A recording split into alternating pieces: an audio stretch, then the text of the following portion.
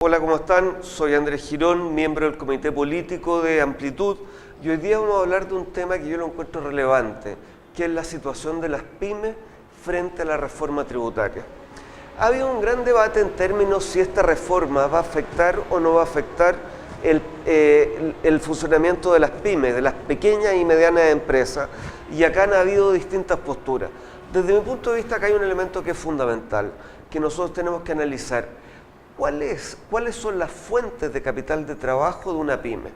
Y acá normalmente nos encontramos con una situación inicial que el emprendedor pone de su bolsillo, o a lo mejor hace una vaca entre todos los familiares para conseguir ese capital, pero efectivamente eso ocurre, ese aporte del capital lo hace el emprendedor normalmente una vez. No tiene tanto excedente para hacer un aporte mensual cada vez que se necesite. La primera fuente de ingreso de una pyme entonces es el aporte propio de capital. Pero la segunda fuente, la más normal que ocurre con frecuencia, es el endeudamiento bancario. Y acá nos encontramos con todas las dificultades que pueden tener las pymes para conseguir un financiamiento bancario. Los bancos son absolutamente reacios a correr riesgo y ahí es cuando le aplican, pero con la mayor dureza, todas las tasas. Y acá nosotros estamos viendo dos efectos que son importantes. Uno es el alza del impuesto de timbre y estampilla, que necesariamente va a afectar a las pymes.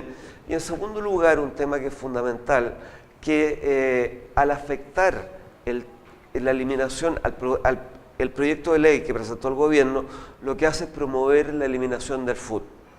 Efectivamente, el FUT generalmente ha sido utilizado hasta ahora por las grandes empresas, pero creemos que puede ser un aporte importantísimo de financiamiento para las pymes. Porque normalmente cuando a final de año se llega a determinar cuáles son las utilidades de una empresa, esa plata no está en la cuenta corriente de la pyme. Normalmente está corriendo en la calle, ahí pagando proveedores, pagando renta, pagando impuestos, pagando BPM, pagando absolutamente todo.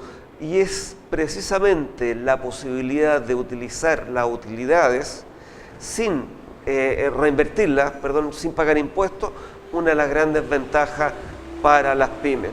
Y es por eso que en Amplitud nosotros queremos hacer una propuesta en relación al FUT, una propuesta que sea innovadora y que de alguna manera termine con esta carrera, con esta competencia entre las grandes empresas y las pequeñas empresas en que estas últimas no tienen ninguna oportunidad.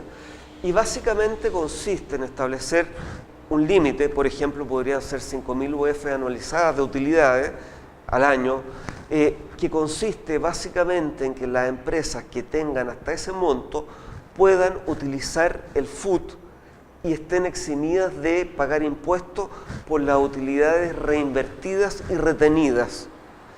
En cambio, las empresas que tienen utilidades por sobre las 5.000 UF al año están impedidas de utilizar un FUT y tienen que tributar de acuerdo al proyecto presentado por el gobierno.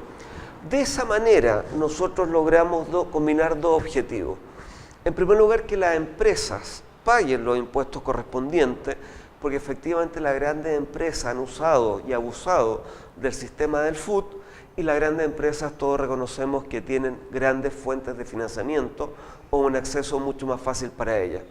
Pero en segundo lugar también tenemos la posibilidad de resguardar las fuentes de financiamiento, el capital de trabajo para las pymes y de esa manera darles alguna ayuda en una etapa de sobrevivencia que es tremendamente fuerte y especialmente en la etapa inicial.